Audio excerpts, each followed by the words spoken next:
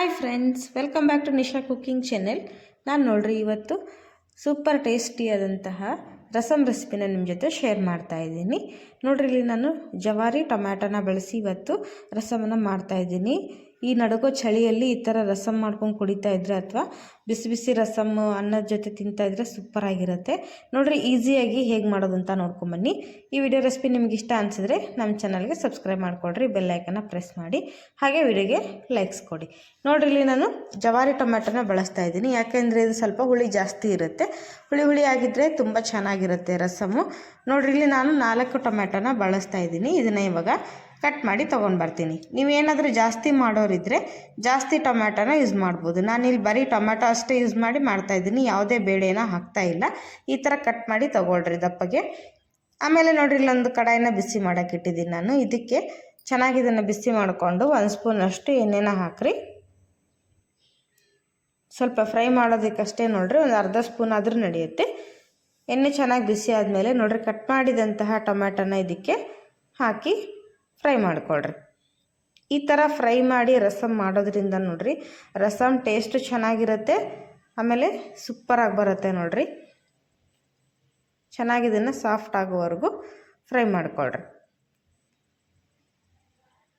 1-2 ನಿಮಿಷ ಇದನ್ನು ಫ್ರೈ ಮಾಡಿದ ಮೇಲೆ ನೋಡ್ರಿ, ಈ ಥರ ಮಿಕ್ಸ್ ಮಾಡ್ತಾ ಫ್ರೈ ಮಾಡಿರಿ, ಬೇಗ ಫ್ರೈ ಆಗುತ್ತೆ.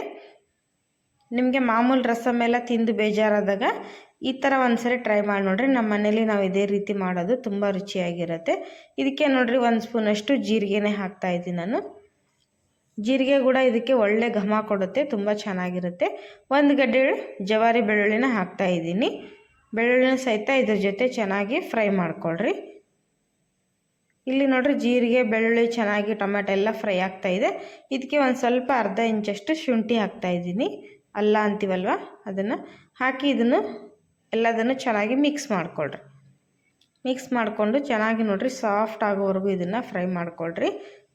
ಟೇಸ್ಟ್ ಮಾತ್ರ ಜಬರ್ದಸ್ತ್ ಇರುತ್ತೆ. ಕ್ವಿಕ್ಕಾಗಿ ನಮಗೆ ಬೇಳೆ ಸಾರು ಮಾಡೋಕ್ಕೆ ಬೇಜಾರಾಗಿದೆ ಅಂದಾಗ ಈ ರಸಮ್ನ ಟ್ರೈ ಮಾಡಿ ನೋಡ್ರಿ, ಸೂಪರಾಗಿ ಬರುತ್ತೆ. ನೋಡ್ರಿ, ಇಲ್ಲಿ ಚೆನ್ನಾಗೆಲ್ಲ ಮಿಕ್ಸ್ ಆಗಿದೆ, ನೋಡ್ತಾ ಇರ್ಬೋದು. ಟೊಮ್ಯಾಟೊ ಎಲ್ಲ ಸೂಪರಾಗಿ ಫ್ರೈ ಆಗಿದೆ. ಅದರೆಲ್ಲ ಹಸಿ ಅಂಶ ಎಲ್ಲ ಹೋಗಬೇಕು, ನೀರಿನ ಅಂಶ, ಅಲ್ಲಿವರೆಗೂ ಚೆನ್ನಾಗಿ ಇದನ್ನು ಫ್ರೈ ಮಾಡ್ಕೊಳ್ರಿ. ಈಗ ನೋಡ್ರಿ, ಖಾರಕ್ಕೆ ಬೇಕಾದಷ್ಟು ಅಚ್ಚ ಖಾರದ ಪುಡಿನ ಹಾಕ್ತಾಯಿದ್ದೀನಿ. 1 ಸ್ಪೂನಷ್ಟು ಹಾಕಿದ್ದೀನಿ. ನಿಮ್ಗೆ ಎಷ್ಟು ಖಾರ ಬೇಕೋ ನೋಡ್ಕೊಂಡು ಹಾಕ್ಕೊಳ್ರಿ. ಈಗ ಇದಕ್ಕೆ ಒಂದು ಅರ್ಧ ಟೀ ಸ್ಪೂನಷ್ಟು ಅರಿಶಿನ ಪುಡಿನ ಹಾಕ್ತಾಯಿದ್ದೀನಿ. ಆಮೇಲೆ ಇದಕ್ಕೆ ಸ್ವಲ್ಪ ಕೊತ್ತಂಬರಿ ಸೊಪ್ಪನ್ನು ಹಾಕ್ತಾಯಿದ್ದೀನಿ. ನೋಡ್ರಿ, ಹಾಕಿ ಇದನ್ನು ಚೆನ್ನಾಗಿ ಮತ್ತೆ ಒಂದ್ಸರಿ ಮಿಕ್ಸ್ ಮಾಡ್ಕೊಳ್ರಿ. ಖಾರ ಪುಡಿ ಅರಿಶಿನ ಪುಡಿ ಎಲ್ಲ ಹಾಕಿದ ಮೇಲೆ ನೋಡ್ರಿ, ಫ್ಲೇಮನ್ನು ಲೋ ಫ್ಲೇಮ್ ಇಟ್ಕೊಂಡು ಇದನ್ನು ಮಿಕ್ಸ್ ಮಾಡ್ಕೊಳ್ರಿ. ಚೆನ್ನಾಗಿ 1-2 ನಿಮಿಷ ಇದನ್ನು ಫ್ರೈ ಮಾಡಿದ ಮೇಲೆ ಫ್ಲೇಮನ್ನು ಆಫ್ ಮಾಡಿಬಿಡಿ. ಹೈ ಫ್ಲೇಮಲ್ಲಿ ಮಿಕ್ಸ್ ಮಾಡೋಕ್ಕೆ ಹೋಗಬೇಡ್ರಿ, ಏಕೆಂದರೆ ಖಾರದ ಪುಡಿ ಎಲ್ಲ ಹೊತ್ತೋಗ್ಬಿಡುತ್ತೆ ಮತ್ತು ಘಾಟೆಲ್ಲ ಬರುತ್ತೆ ನೋಡ್ರಿ. ಹಾಗಾಗಿ ಲೋ ಫ್ಲೇಮ್ ಇಟ್ಕೊಂಡ್ರು ಇದನ್ನು ಸ್ಪೂನಿಂದ ಚೆನ್ನಾಗಿ ಮಿಕ್ಸ್ ಆಗದೆ ಇದ್ದರೆ ಈ ಥರ ತವಾದಲ್ಲೇ ಮಿಕ್ಸ್ ಮಾಡ್ಕೊಳ್ರಿ. ಇದನ್ನೀಗ ಕಂಪ್ಲೀಟಾಗಿ ತಣ್ಣಗಾಗೋಕ್ಕೆ ಬಿಡೋಣ. ಪೂರ್ತಿಯಾಗಿ ತಣ್ಣಗಾಗಬೇಕು ನೋಡ್ರಿ. ಜಾಸ್ತಿ ಮಸಾಲೆಗಳು ಏನು ಬೇಡ ನೋಡ್ರಿ, ಸಾಂಬಾರು ಪೌಡ್ರ್ ಅದೆಲ್ಲ ಸಿಂಪಲ್ ಆಗಿರುವಂಥ ಈ ಟೊಮ್ಯಾಟೊ ರಸಮ್ ಒಂದ್ಸರಿ ನೀವು ಮಾಡಿ ನೋಡ್ರಿ. ಈಗ ನೋಡ್ರಿ, ಎಲ್ಲ ಚೆನ್ನಾಗಿ ತಣ್ಣಗಾಗಿದೆ. ಇದನ್ನು ನಾನೀಗ ಸ್ವಲ್ಪನೇ ಮಿಕ್ಸರ್ ಜಾರಿಗೆ ಹಾಕ್ತಾಯಿದ್ದೀನಿ. ಎಲ್ಲದನ್ನು ಈ ಥರ ಮಿಕ್ಸರ್ ಜಾರಿಗೆ ಹಾಕ್ಕೊಂಡು ಗ್ರೈಂಡ್ ಮಾಡ್ಕೊಳ್ರಿ. ತುಂಬ ತಿಕ್ನೆಸ್ ಬರುತ್ತೆ, ನೀವು ಇದಕ್ಕೇನು ಆ್ಯಡ್ ಮಾಡೋದು ಬೇಡ, ಇಷ್ಟೇ ಆದರೆ ಸಾಕು ನೋಡ್ರಿ. ಈಗ ಇದನ್ನು ನೈಸಾಗಿ ಗ್ರೈಂಡ್ ಮಾಡ್ಕೊಂಬರೋಣ. ಟೊಮ್ಯಾಟೊ ಆಲ್ರೆಡಿ ಸಾಫ್ಟಾಗಿ ಬೆಂದಿದೆ, ಬೇಗ ಗ್ರೈಂಡ್ ಆಗುತ್ತೆ. ಬನ್ನಿ ಇದನ್ನು ಗ್ರೈಂಡ್ ಮಾಡ್ಕೊಂಡು ತಗೊಂಡು ಬರೋಣ. ನೋಡಿರಿ, ನೋಡ್ತಾ ಇರ್ಬೋದು, ಕಲರು ತುಂಬ ಚೆನ್ನಾಗಿ ಬಂದಿದೆ. ಆಮೇಲೆ ತಿಕ್ನೆಸ್ ನೋಡಿರಿ ಎಷ್ಟು ಗಟ್ಟಿಯಾಗಿ ಬಂದಿದೆ, ತುಂಬ ಚೆನ್ನಾಗಿರುತ್ತೆ. ಸಾಫ್ಟಾಗಿ ಇದನ್ನು ಗ್ರೈಂಡ್ ಮಾಡಿಕೊಡ್ರಿ. ತರಿಯಾಗಿ ಗ್ರೈಂಡ್ ಮಾಡೋಕ್ಕೆ ಹೋಗ್ಬೇಡ್ರಿ, ಸ್ವಲ್ಪ ಈ ಥರ ಫೈನಾಗಿ ಗ್ರೈಂಡ್ ಮಾಡಿಕೊಡ್ರಿ, ಅಂದರೆ ರಸಮ್ ತುಂಬ ಚೆನ್ನಾಗಿ ಬರುತ್ತೆ. ಈಗ ಇದಕ್ಕೆ ಒಗ್ಗರಣೆ ಹಾಕೋಣ. ಕಡಾಯಿನ ಬಿಸಿ ಮಾಡೋಕೆ ಇಟ್ಟಿದ್ದೀನಿ ನಾನು. ಇದಕ್ಕೆ 1 ಸ್ಪೂನಷ್ಟು ಎಣ್ಣೆನ ಹಾಕ್ರಿ. ತವಾದಲ್ಲಿರುವಂತಹ ಎಲ್ಲ ನೀರಿನ ಅಂಶ ಹೋದ್ಮೇಲೆ ಎಣ್ಣೆ ಹಾಕ್ರಿ, ಇಲ್ಲಾಂದರೆ ಎಣ್ಣೆ ಸಿಡಿಯೋ ಚಾನ್ಸಸ್ ಇರುತ್ತೆ. ನೀರು ಏನಾದರೂ ಇದ್ದರೆ 1 ಸ್ಪೂನಷ್ಟು ಎಣ್ಣೆ ಹಾಕ್ರಿ. ಎಣ್ಣೆ ಚೆನ್ನಾಗಿ ಬಿಸಿಯಾಗಲಿ. ಇವಾಗ ಇದಕ್ಕೆ 1 ಸ್ಪೂನಷ್ಟು ಸಾಸಿವೆನ ಹಾಕ್ತಾಯಿದ್ದೀನಿ ನಾನು. ಸಾಸಿವೆ ಹಾಕಿದ ಮೇಲೆ ಚೆನ್ನಾಗಿ ಸಿಡಿಲಿ. ಈಗ ಇದಕ್ಕೆ ಸ್ವಲ್ಪ ಕರಿಬೇವು ಸೊಪ್ಪನ್ನು ಹಾಕ್ತಾಯಿದ್ದೀನಿ. ಒಗ್ಗರಣೆ ಅಂದಮೇಲೆ ಕರಿಬೇವು ಸೊಪ್ಪು ಇದ್ರೇ ಮಜಾ ನೋಡಿರಿ. ಆಮೇಲೆ ಅದ್ರ ಘಮ ಕೂಡ ತುಂಬ ಚೆನ್ನಾಗಿ ಬರುತ್ತೆ ಕರಿಬೇವು ಸೊಪ್ಪಿಂದು. ಇದಕ್ಕೆ ಸ್ವಲ್ಪ ಒಂದೆರಡು ಒಣಮೆಣಸಿನ್ಕಾಯಿನ ಸಹಿತ ಹಾಕ್ತಾಯಿದ್ದೀನಿ. ಚೆನ್ನಾಗಿ ಒಗ್ಗರಣೆ ಆಗಿದೆ. ಇಲ್ಲಿ ಇದಕ್ಕೆ ಗ್ರೈಂಡ್ ಮಾಡಿ ತೊಗೊಂಬಂದಂತಹ ಟೊಮ್ಯಾಟೊ ಪೇಸ್ಟನ್ನು ಹಾಕ್ತಾಯಿದ್ದೀನಿ. ನೋಡಿರಿ ಎಷ್ಟು ಚೆನ್ನಾಗಿ ಎಷ್ಟು ಕ್ರೀಮಿಯಾಗಿ ಬಂದಿದೆ ಅಂತ ನೋಡ್ತಾ ಇರ್ಬೋದು. ನೀವೇನಾದರೂ ಜಾಸ್ತಿ ಜನ ಇದ್ದರೆ ಫ್ರೆಂಡ್ಸ್, ನಿಮಗೆ ಜಾಸ್ತಿ ಬೇಕಾದರೆ ನೀವಿನ್ನೂ ಜಾಸ್ತಿ ಟೊಮ್ಯಾಟೊನ ಯೂಸ್ ಮಾಡ್ಬೋದು. ತುಂಬ ರುಚಿಯಾಗಿರುತ್ತೆ ನೋಡಿರಿ. ಒಂದ್ಸರಿ ಈ ವಿಧಾನದಲ್ಲಿ ನೀವು ಟೊಮ್ಯಾಟೊ ರಸಮ್ನ ಮಾಡಿ ನೋಡಿರಿ, ಸೂಪರಾಗಿರುತ್ತೆ. ಬಾಯಿ ಚಪ್ಪರಿಸ್ಕೊಂಡು ತಿಂತಾರೆ ನೋಡಿರಿ. ಎಲ್ಲದಕ್ಕೂ ಬೆಸ್ಟ್ ಇದು. ನೀವು ಸಡನ್ನಾಗಿ ಸಾಂಬಾರು ಮಾಡಬೇಕು ಅಂದಾಗ ಇಡ್ಲಿಗೆ ಆಗಿರ್ಬೋದು ಈ ಥರ ಮಾಡ್ಕೊಬೋದು ನೋಡಿರಿ. ಯಾವ ಬೇಳೆ ಕುದಿಸೋ ಅವಶ್ಯಕತೆನೇ ಬೇಡ ನೋಡಿರಿ. ಬರೀ ಟೊಮ್ಯಾಟೊ ಒಂದಿದ್ರೆ ಸಾಕು, ತುಂಬ ಚೆನ್ನಾಗಿರುವಂತಹ ರಸಮ್ ರೆಡಿ ಆಗುತ್ತೆ. ನಿಮಗೆ ತಿಕ್ನೆಸ್ ಜಾಸ್ತಿ ಬೇಕು ಅನ್ನೋರು ಇಷ್ಟೇ ನೀವು ಬಾಯ್ಲ್ ಮಾಡ್ಕೊಂಡು ತಿನ್ಬೋದು ನೋಡಿರಿ. ಇಲ್ಲಿ ಚೆನ್ನಾಗಿ 1-2 ನಿಮಿಷ ಇದನ್ನು ಬಾಯ್ಲ್ ಮಾಡಿದ್ದೀನಿ ನಾನು ಲೋ ಫ್ಲೇಮ್ ಇಟ್ಕೊಂಡು.